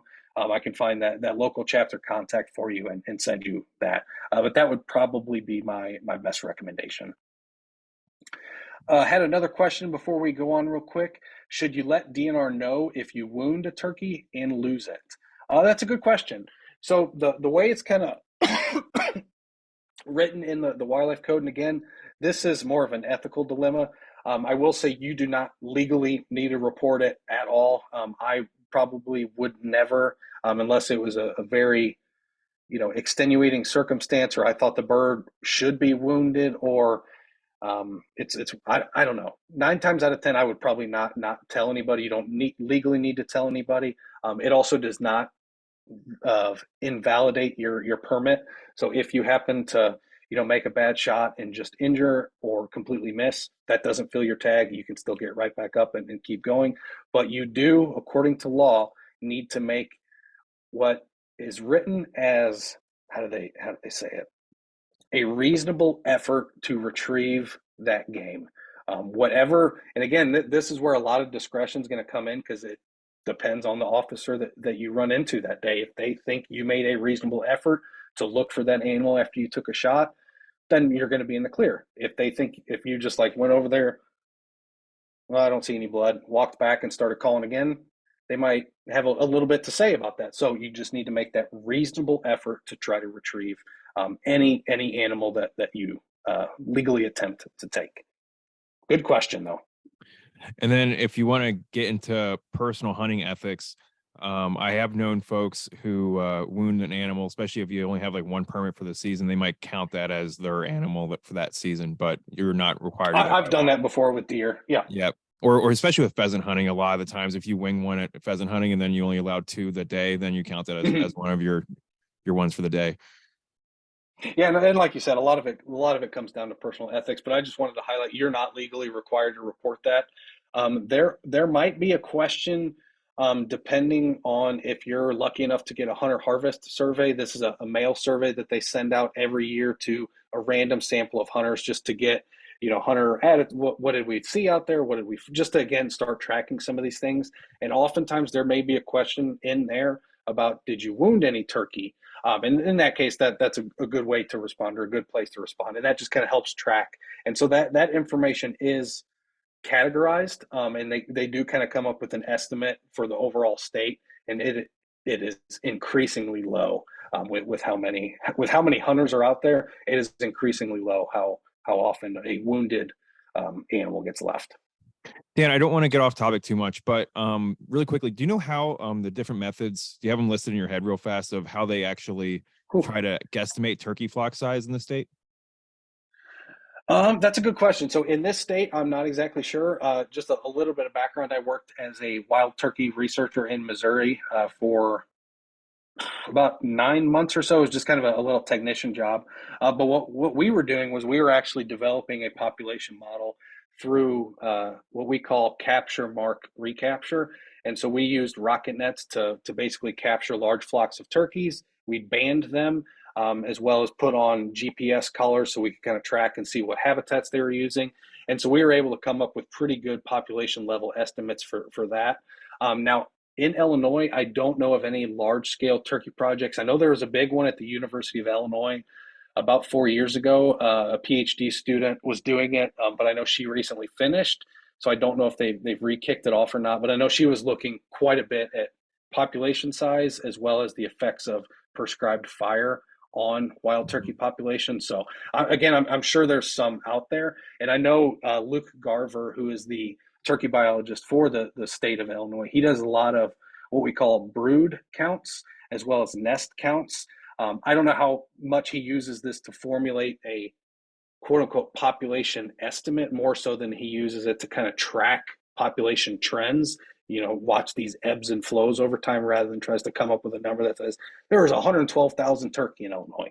I think he's really focused on these trends, but essentially with the nest study, it'll probably be similar to what we were doing in Missouri. We can, when they're GPS collared, we can see, okay, a hen has been in that spot 5 days in a row. There's a nest there. And we can go in and stand by the nest, a couple hundred yards away. When we realize she left the nest, we can go in, investigate that nest, count the number of eggs, and keep monitoring that nest over time, and eventually come up with kind of an overall nest success rate for the entire state if you have this kind of study going on elsewhere in the state.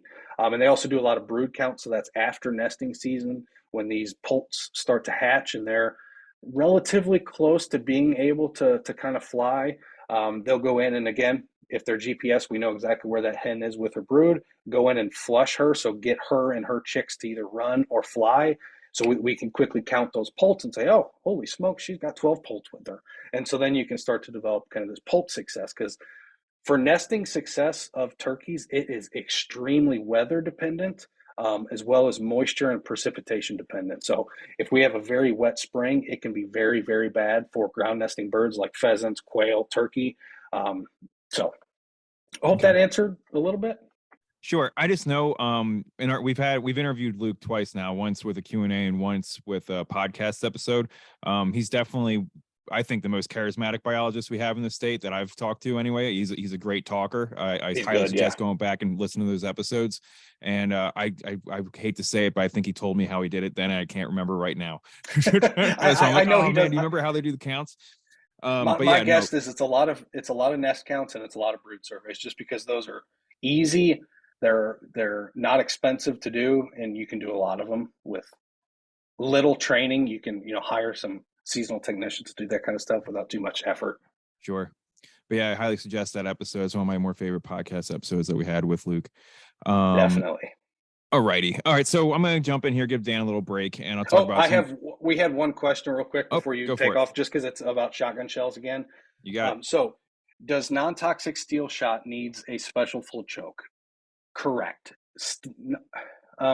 Actually, kind of correct. So we're kind of confusing two terms here a little bit in that question. There's non-toxic and there's steel. Steel is a type of non-toxic. So what we're really focused on is whether it's lead or non-toxic. You'll never see that it's like steel is required to use at this hunting site. It'll only say non-toxic. Now, the reason that most people use steel shot is because A, it's easy to find, but more importantly, B, it's cheap.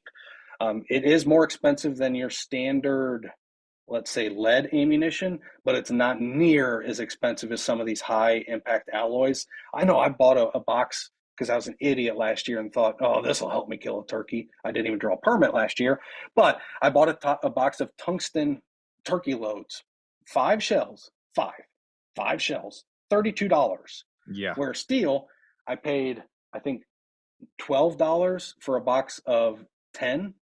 So there's a substantial price difference. So that's why a lot of people use steel, but there are some caveats with steel. It's a very dense metal. It's very heavy. It's not as dense as lead, but it's still quite dense.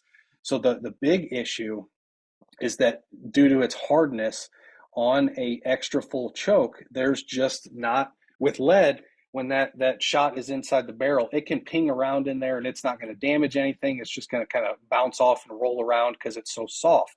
Where that steel, if it hits the edges of that choke tube inside your barrel, it hits it with full impact. And so if you have an extra full, that choke can go flying out of the end of your barrel. It can cause the barrel to explode. It can damage the integrity of the firearm. So with steel, we never want to go up to extra full. Now, 9 times out of 10, when you're buying a choke tube, especially these days, if you were to buy one 2 decades ago or even a decade ago, I probably wouldn't say this, but a lot of them now say use steel or don't use steel. Or they may say this is a steel choke tube, and at steel, it performs as an improved cylinder, but with lead, it improves as a cylinder. And so a lot of it just depends on the specific firearm you're using. But you don't have to use steel. You just don't have to. It's just that's the preferred because, again, it's cheaper, but it doesn't perform as good as some of the higher quality alloys. But if you are using steel, you do want to get a turkey choke or a choke tube that is rated for steel shot. There's a question about a ratio of male female in Pulse. I believe it's about 50% female to 49% male. Yep, I think that's actually spot on. Yep. Cool. All right. All right, we'll go through this. Once I hit the IRAP slide, Dan, you can kind of if you want to turn it back over to me. That. Yep. Cool. Okay, so land access, super easy in Illinois. You can find it anywhere. It's not the biggest constraint to hunters at all. Just kidding. It's very hard to find land, especially with turkey hunting because of the lottery system. So if you're going to public land, then that means that you would have had a plan for this back in the fall, unfortunately. So we'll talk a little bit about the types of land first. So you, of course, have your private land, and then you have you can go to outfitter, which is always an option on some private land there. And you can also do the old door knocking strategy, which we'll go over in a second. And then public land, you have your federal land, which is the biggest chunk is going to be the Shawnee down south. You have your state land, county land, and Dan talked a little bit about the difference between the state tag and county tags. And then you have the IRAP, which we've covered a little bit, but we'll talk a little bit more about here in a second.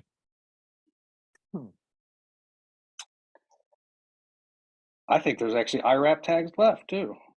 There you go. There's still hope. All right, Dan, you want to advance the slide there, bud? Oh, sorry. Yeah, I was looking at the IRAP stuff. Just getting ready for that question. Yeah. This is a great map. There's a blue section. Okay. All right. So I'm finding the okay. So DNR did do something right a couple years ago, and that is huntillinois.org. So traditionally, if you guys have ever tried to look up hunting sites before, it was alphabetical on the IDNR website. It gave you no idea where it was at. You just had to go through the alphabet and click on the site and look at the map and see if it was anywhere near you.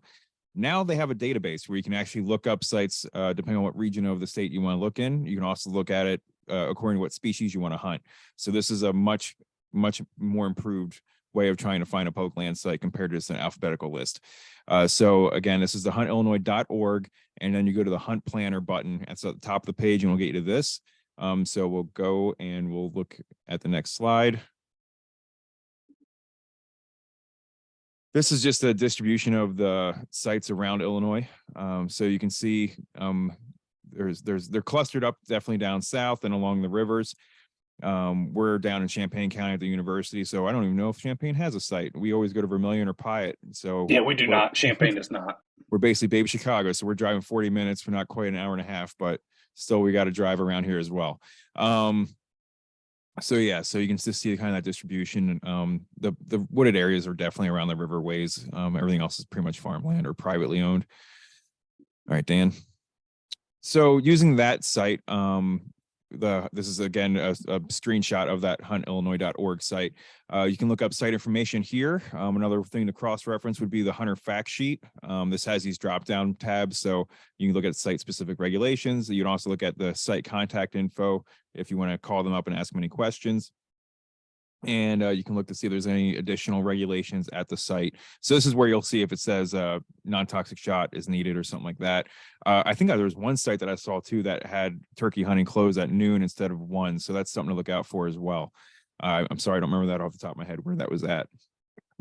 Pardon me. So that site also has new maps. So if you remember the old hunter fact sheets, they'd have maps that look like they were hand drawn for almost like a campground. Some of the times. So this one, they took that Google Earth technology and they utilized it, and you can actually select you can kind of see over on the top right there, different species of animals that are offered at that site, and you can click on them and it will show you, if you hit the next button there, Dan, the next slide, you'll see what happens when you color in the spring turkey season. So this is all the spots that you can hunt for spring turkey at that site. Usually if there's not somewhere that you can hunt at, it's probably a campground or a lake or a park buildings or things like that. So that gives you a better idea of where it's at instead of just looking at a hand-drawn map and having it be shaded in and kind of guessing where you're allowed to be and not allowed to be. We like to know where we're allowed to be at when we're out hunting. So another way to help narrow down. So say you're like, all right, so I see the sites that are around me. I see who offers turkey permits, but which ones are actually worth applying for? Because when you do apply for your turkey permit, you get a 1 through 10 selection. So how do I rank them? So you can go and look at the Illinois Public Hunting Report and just Google Illinois Hunting Public Report. We have the URL down at the bottom there, but just look up Public Land Hunting Report and you'll be able to find this table, and you can look and see. So that site I was looking at was Green River, and you can see spring turkey, they have 11, and compared to the sites around it, that looks pretty good. So you can, the numbers aren't going to be that high because again, these public land sites are restricted to hunters, so the numbers aren't going to be in the high numbers like deer archery where it's open season and anyone can go out there and archery most of the time. Really, what I'd look for is just that there's turkeys harvested there. Just that there's a number. Yep. Yeah. Yeah. But then the more numbers there are, that means that there's more permits for that site, because we don't get odds for how many permits are allocated at each site, because I don't know why. But so that gives you an idea of how many permits are out there per spring too. So yes, so use that to your advantage. The numbers do change per year, so go through the years too and see when because on that website you'll be able to click through the different years. That was just one year's numbers, so you can go through and compare those and get a better idea of how many birds are there and how many permits are there throughout the year and the season. Because I mean, turkey hunting is so weather, like Dan said, it's weather dependent. I mean, it's really a crapshoot on what season you get drawn. I mean, there's pros and cons to all 4 or 5 of them. If it's cold or warm or rainy. I mean, now we do get that question a lot, so it probably is worth kind of addressing. Yeah, which seasons we kind of, which segments. Personally, I don't like to target the first. Obviously, first you get kind of the first crack at the birds. Historically, you're getting a good odds in terms of seeing good activity. A couple of reasons that I kind of steer away from putting that as my first choice. One, a lot of other hunters put first segment as their first choice. So boom, I'm already kind of undercutting that a little bit. But the big thing for me is I drew first season, the first year I ever lived in Illinois, and we ended up getting like 5 to 6 inches of snow. Basically shot my whole turkey season just covered in snow. Wasn't much fun, didn't enjoy it. So now I go for like third is my preferred, second and third. I feel like you have a little bit more chance of getting decent weather, but also kind of reducing the number of people that are applying for those. I could be completely wrong because again, we don't have that information. It's not released publicly how many apply for each, but I have found the second and third to be a little bit better than again the first, just to avoid some of those weather issues that you may run into. And then all right, I had fifth, and I got a bird last year, and we saw a lot of bird activity. And freaking last day, wasn't it? Last day of the season, last day of 5th season. Yep, it was my birthday bird. Don't give up. Another podcast episode. I go through the whole 6-day hunting season of me and Adam going out and striking out 5 days in a row until the 6th day when we finally hammered them. So we'll talk a little bit about the Illinois Recreational Access Program now. So this is essentially a program that a lot of other states have also a similar style program. They call them kind of walk-in access programs. We call ours a little bit different. But essentially it's Illinois DNR providing hunting access to private lands. And these landowners are allowing the public to come use it. Now, they are certainly getting some compensation for it. It's not necessarily financial, but they are getting some habitat management guidelines. They're getting some cost share to do habitat management work on the property. So there is certainly an incentive for the landowner. But what it really does is it provides a lot more access and opportunity for hunters in Illinois. This figure is completely outdated. I don't recall the new number, but I know it's well over like 24,000 acres now. So they're really starting to bolster this program. And I see this continuing moving forward, especially as state agencies start to kind of restrict funds for new land acquisitions. Land is very expensive, right? This is a way that they can introduce and open up more access without having the burden of purchasing and acquiring new land, but also having to pay somebody to monitor, to maintain, to build. And there's a lot more that goes into a big land acquisition than these little 1 to 3 year contracts, right? And so I see a lot of states continuing in this direction moving forward. Now, the cool thing about Illinois is they've structured it in a way that as a new hunter, you have increased odds, whether you're a first time adult. So they do look through your license buying history and see, hey, have you bought a turkey permit in the past 5 years? Or have you bought two? Or, how many have you had? If you've never bought one before, you're going to get great lottery odds. If you're a youth, you're going to get great lottery odds. So highly recommend looking into it. Now, we did get a specific question about this because for turkey hunting, the process is not very intuitive, and I think it could over time be reworked. Again, this is a fairly new program, but they did just change it this year. But essentially, you want to apply for your turkey permit, get your turkey permit first, and then go in and apply for an IRAP permit. This is where it gets a little tricky because, again, you have to know what county you're getting a county tag. Okay, there's IRAP county, but maybe by the time I get my tag, that county, that IRAP property is already gone, right? And so there is some issues there, but the way the process works is you draw your county permit, and you can go to the IRAP's website and see what counties they have turkey hunting properties in. My recommendation would probably be to put in for some of them that have multiple properties rather than just one or two, but maybe everybody does that, so maybe the one or twos are good. I honestly have no idea. Interesting to think about, though. But you put in for a county level tag. If you draw that county level tag, then you can go in and register for an IRAP property and go through it that way. Now, outside of turkey, it's a little bit easier, especially for like small game and stuff. You can just sign up and say, hey, I'm going to hunt that site this day, and you can basically do it. With turkey, again, due to the permit allocation, it's a little bit more cumbersome and convoluted. I would like to see, like you suggest, a way that they actually mesh and kind of connect these two applications to make it one. I don't know why that hasn't happened yet. We'll Seems suggest fairly it. simple to me, but We give yes. suggestions. Just so you guys know, we're not the DNR, but we definitely try to give them suggestions when we get a chance to. So this might be something we're going to add to the list for sure, because that does seem a little backwards. Yeah. All right. One other question. Would you use Jake decoys in fourth season or just hens only? That's a great question. We'll dive really heavily into turkey decoy strategies and placement on Thursday in Turkey 102. But just as kind of a quick little factoid, I prefer to use Jake decoys pretty much full stop. A lot of people like to use toms. I'm of a different mindset of turkey hunters. When I'm out turkey hunting, I just want to bag my turkey. I'm not really curious about trying. I mean, you can see these are kind of the size turkeys I kill. I just shoot the first one that comes into range that gives me a safe, ethical shot. I don't necessarily focus on getting a big mature bird. Now, if that's your goal, then please use a tom decoy. But if you just want to get a legal bird in range that you have a chance to harvest, use an immature male decoy if you're going to use a male decoy. A full adult male will scare off every other male turkey, especially immature turkeys. If there's a 1-year-old Jake and he's staring at a 3-year-old Tom, he's probably not going to come in. He's probably gotten his butt whooped a time or two, so he's probably just going to kind of sit back and be a little bit more cautious. But if you have a Jake decoy, you kind of already level the odds there a little bit more, right? And so you can still pull a Tom in with a Jake, but you can also pull a Jake in. And so I prefer to use Jake decoys even more so in that fourth lottery.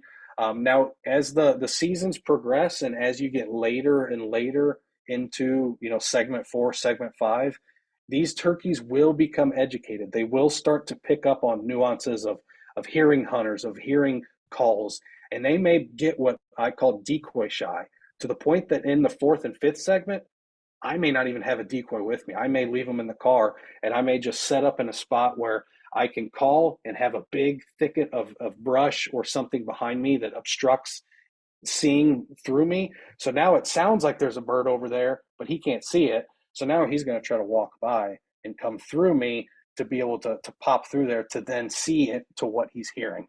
And so later on in the season, I may use less decoys, but then I may use more. You may have to get more aggressive. And that's where turkey hunting gets really fun. It's kind of it's more of an art than it is a science. And every bird will react different. You can have one bird that you hit. I've had a Tom. I'll tell a story. He came, roosted, did his thing with hens for probably an hour and a half. They kind of fed, they left the field.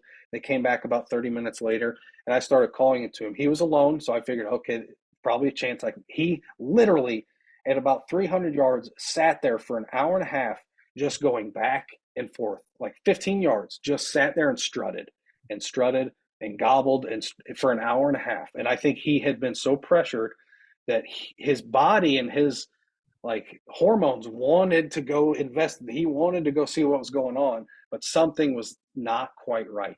And so watching how they're reacting to calls, how they're reacting to your decoys, you can start to put together, because I will say chances are the first time that you have that you make a play on, you're probably not going to harvest it.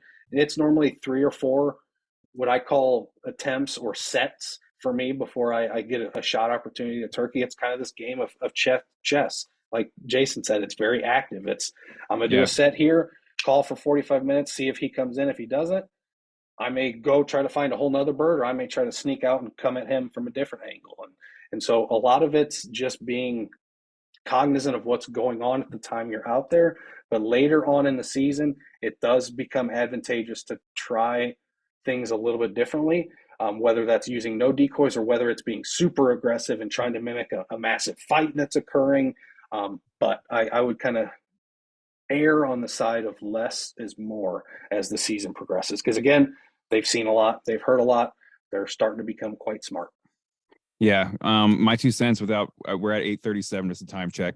Shoot. I know we haven't even done the vocalizations yet. All right, real fast.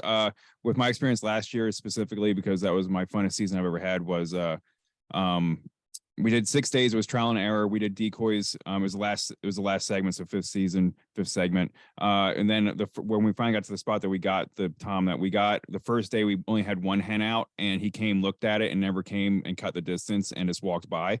The next day we put the Jake out. He did the same thing where they did what Dan kind of described, where they were 100 yards away. They got down from the roost, and then they just sat there. And then I had a buddy with me who was calling for me. He moved literally the length of a tree. We were on a fallen down tree. We were at one end of the tree. He went to the other end of the tree, so probably 20 feet. And that little distance, after 3 hours, literally 3 hours of us sitting there, just moving 20, they can hear good enough to where they know that you're calling from 20 feet farther away from where they were. And then something snapped, and they came right to us. And then we had the hen and the Jake out that day. And it goes back to what Dan said originally, where toms don't want to go to the hen. So by putting that Jake out there, putting a male turkey decoy out there, that gives them competition and makes them want to come in.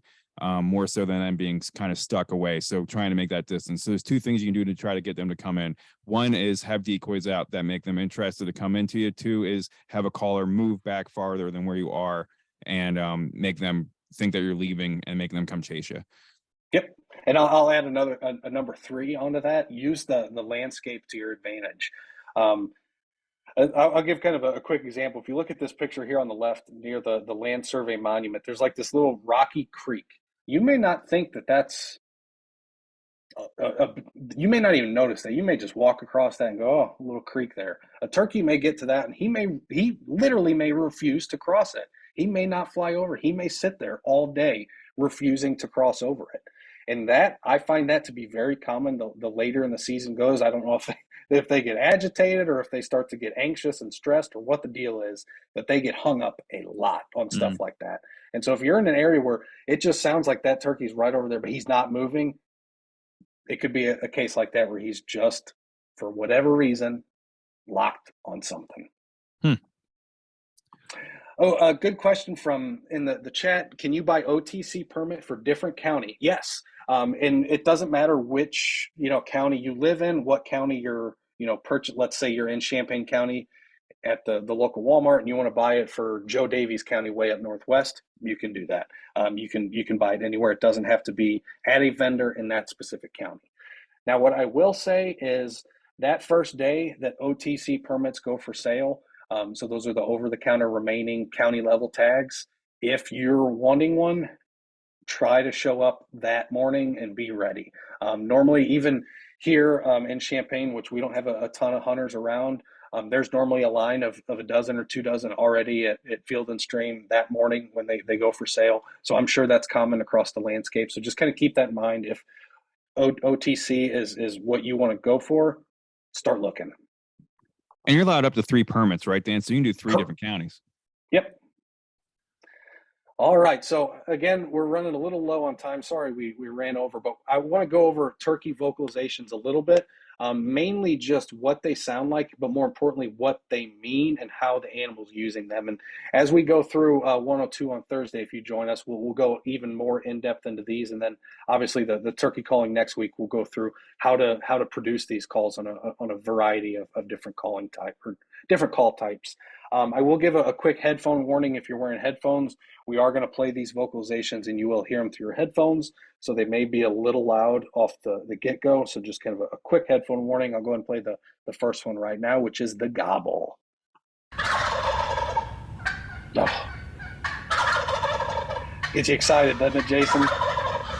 It's getting my dogs excited. And so the gobble is, again, this is that male response that's very prominent this time of year in the spring.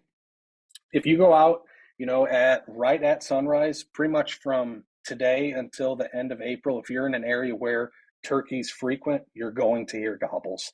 Basically, right as that sun starts creeping up over the horizon, you're going to start hearing him gobble off. He's going to be gobbling his head off. Now, when I'm hunting, I never, ever, ever, again, I hunt public land. If I was a private land hunter, it may be a little different. I never use a gobble vocalization. All you're going to do, at least where I hunt, is you're just going to attract other hunters to your location because that's what we are all listening for during spring turkey season, is trying to hear that gobble. And so if you're just out there with a gobble call, you may have 5 or 6, hunters come in instead of turkey.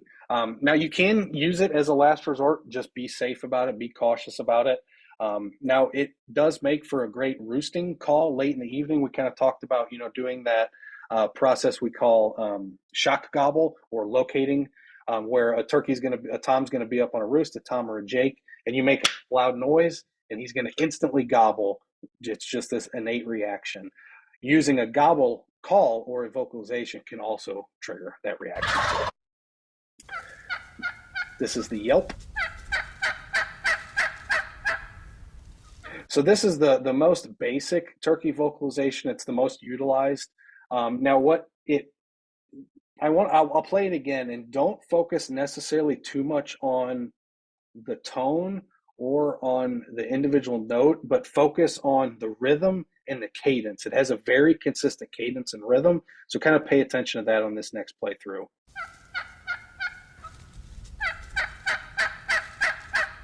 You can see how it kind of starts slow and then starts to pick up speed as it goes on. Now, the specific note that you're trying to produce doesn't really matter a ton. It's about matching that cadence and that rhythm. That's what they're used to hearing. Every turkey is going to sound a little bit different. You'll hear some that sound super raspy. You'll have some that sound very high pitch.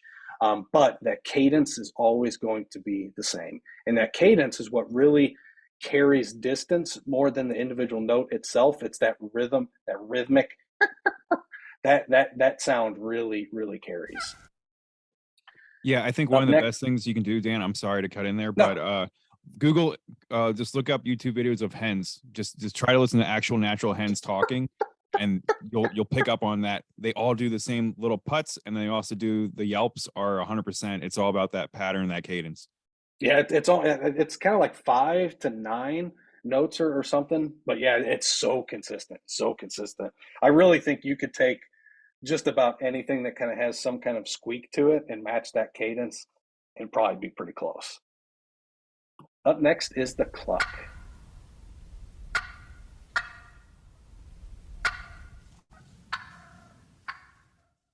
So this is a very solitary note. They use it a lot to just kind of, turkeys use, I should say cluck, not click, but they use it to really just get the attention of another. What I primarily use it for is I either mix it into yelp sequences, so I'll be yelping and I'll kind of finish it with a few clucks, or if I have a tom that's approaching, when I'm calling at a tom, if he is coming in, I'm done calling. I'm not ever going to yelp at that dude again until he either stops and he needs a little bit more kind of coercion to kind of come to me, or if he kind of starts making an alternative route where it looks like he's going off in another direction, I may start the calling again. But calling, the more you call, the more opportunity there is for error, and the more opportunity there is for him to pick up on where you're at. Turkeys are extremely good at hearing a sound and being able to pinpoint exactly where that sound came from. And so the more you call, the better chance you're giving him at doing that. But clucks are very soft, very subtle, just individual notes that you can kind of use as he's continuing to walk to you, just to keep him a little reassured, kind of set the scene that your decoys are real birds that are still kind of making a little bit of noise as they're just bopping around, but not be too overpowering that you either scare him or give away your location. Now this one, if you have dogs around, they're going to love this one.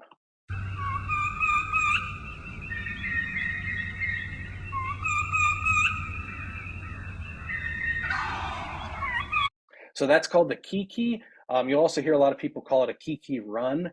And essentially what this is, it's a vocalization by immature turkeys that is basically an I'm lost call. I don't ever use this in the spring too often. There are occasionally a few of my friends who use it quite prominently. I know a lot of fur bear hunters and coyote hunters use it too, but it can be very effective in the fall. So in the fall, one kind of primary hunting strategy is, again, like we talked about, they're in these big flocks in the fall, right? They're in these big kind of wintering groups. If you can find one of those wintering groups and you go in and break them up or bust them up and disperse that group, you're going to start hearing birds kiki call. It's kind of almost an assembly call to kind of come back together. The adult hens, they'll probably just be doing yelps and stuff, but the immatures, they'll be out kikiing. And so you can get in there after you disperse that big winter or fall flock, you can start kikiing and hoping that they start to reassemble on you. Again, it can probably be effective in the spring. I don't necessarily use it just because I kind of stick to my basic yelps, purrs, and clucks, which transitions well to purr. This is by far the most vocalization I use, especially when I have a bird within 100 yards or so. I'm doing this quite constantly, and you'll hear why. It's just this very soft.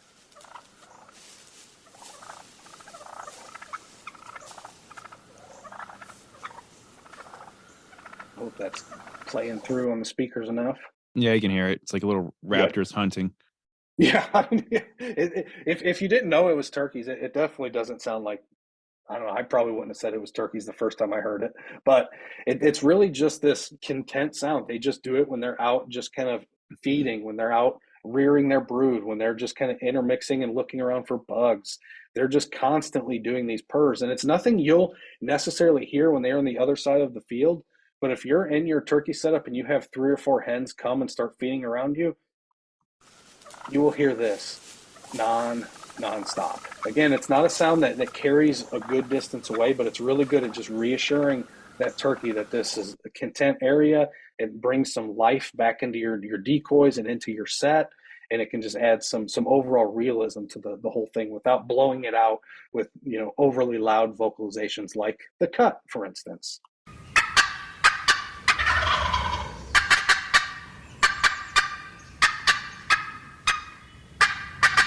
So the cut is kind of this, it's almost like a modified cluck / yelp. It's very loud, it's very fast, and it's very erratic. And it's the nice thing about the cut is it carries a very good distance because, again, you're hitting it loud, you're hitting a high pitched note with it. It does carry quite a bit of distance and can cover some ground. I don't use it a ton. I might use it if I'm near a roost and I want to try to sound like a bird coming off the roost. Some people will do some cut or kind of cackle, depending on the specific set you're in. But definitely a good vocalization to pay attention to, but one I don't use a ton, but is really good mixed in with a yelp sequence. And again, we'll talk all about turkey calling in our turkey calling clinic next week. So if you're interested, check out with that. Again, we're way over time, so I'm just going to kind of quickly run through a few scouting techniques and tactics. Like we mentioned, turkeys have different seasonal behavior, so you want to time your season, your scouting efforts as best you can. And so don't start scouting in January or February. I mean, you could. It's good to get outside, but I wouldn't necessarily rely on a lot of that intel for my spring turkey planning. But it might be a good way to try to find some areas where at least turkeys are known to be using, or maybe try to find some access, or heck, maybe it just gives you an excuse to go look for some sheds while you're out there. But a lot of what I'm looking for are what we call riparian areas. And so these are areas along rivers and streams. These seem to really concentrate roosted turkeys. a lot. Especially in Illinois, we don't have a ton of timber, and a lot of our timber is right along, a lot of our best timber, I should say, our most mature, our big oak hickory forests are along some of these riparian areas. And so getting in some of these riparian areas can be very, very productive. And typically they're going to be up on a ridge. So you can kind of see this little piece of flat ground here. I'm looking at with my cursor. You can see it. There's a fairly steep drop off right into this creek bottom. This is an excellent spot for a roosted turkey. They can get up top, get good vantage point, feel safe, feel secure, but also have a couple different options to fly out of that roost, right? They could either fly across this river to this big field, or they could just drop right down into this field, or even just drop down and stay in the timber. Now, turkeys are what we call edge species, so they really like this intersection between two habitat types, very similar to like deer, rabbit, squirrels. If you've ever paid attention, a lot of wildlife you will see more so on the edge of the habitat than you will deep interior. And that's just the nature of two habitat types coming together, right? You have high diversity, you have high stem count, you have high productivity. And so a lot of species really like those intersections of two habitat types. And oftentimes they will almost follow right along them as kind of these quote unquote movement corridors. Sorry, I didn't mean to go that far. Movement corridors. Now, when we're scouting for turkey, you can certainly do a lot of on the ground scouting, trying to find turkey feathers, trying to find scat, what turkey prints, whatever you may come across out there.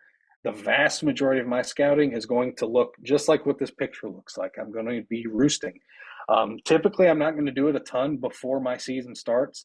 I think I drew second season this year, second or third, I can't quite remember, but I won't start scouting, I won't start roosting my area until the day before my hunt. I want to make sure I know where those birds are. I don't want to disturb them. I want to give them as much flexibility and freedom to do their own as I can.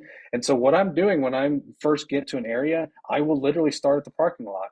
I will get out of my car, slam my car door, see if anything gobbles back. If it doesn't, then I'll start working my way towards the river or towards some higher quality timber that actually looks conducive for birds. And again, turkeys are big birds, so they like big, tall, big trees.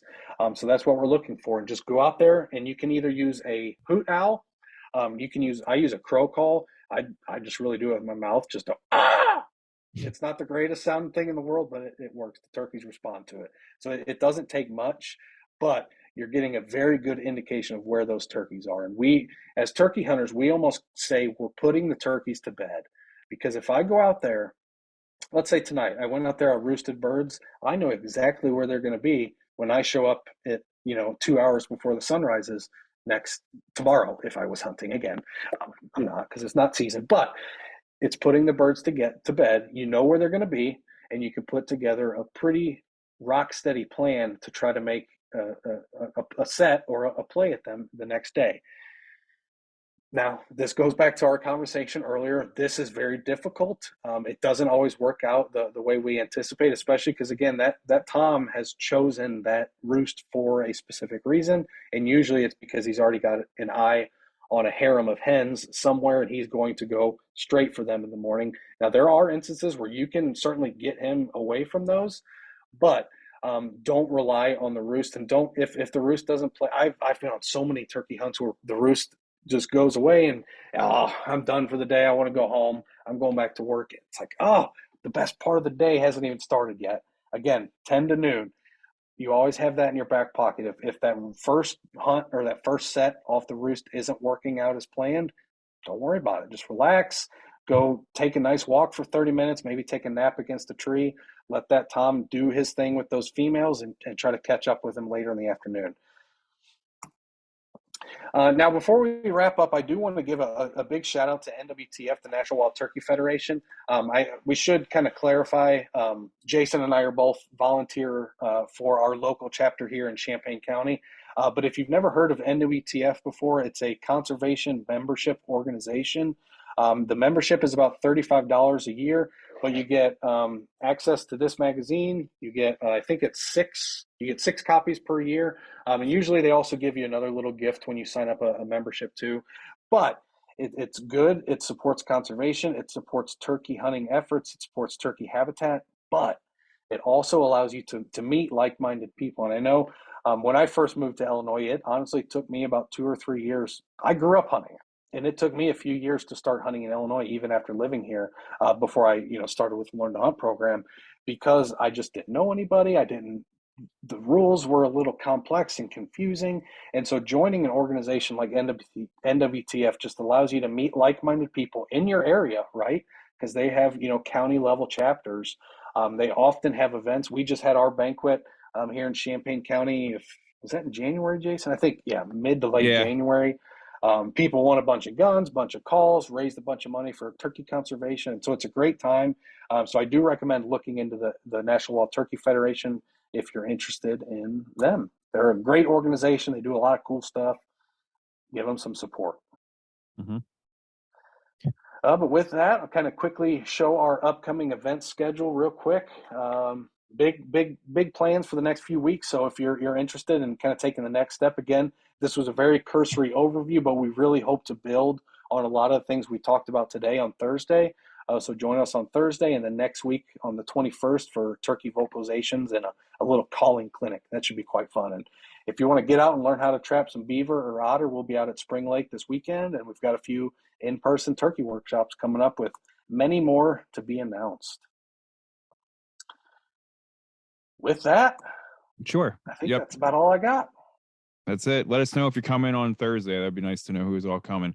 Yeah. Then sorry we ran a little, about a half hour. Sorry about that. I like to talk. It's on par. It's okay, buddy. It's on par. solid info. Great questions too. We appreciate everybody asking questions. I know it kind of gets us on some tangents there, but we appreciate it. And we can't cover everything in the PowerPoint, so we like it when we get questions because it helps us cover some more ground that way too. Yeah. And thanks for coming out tonight. We had a great turnout. This was fantastic. Mm-hmm.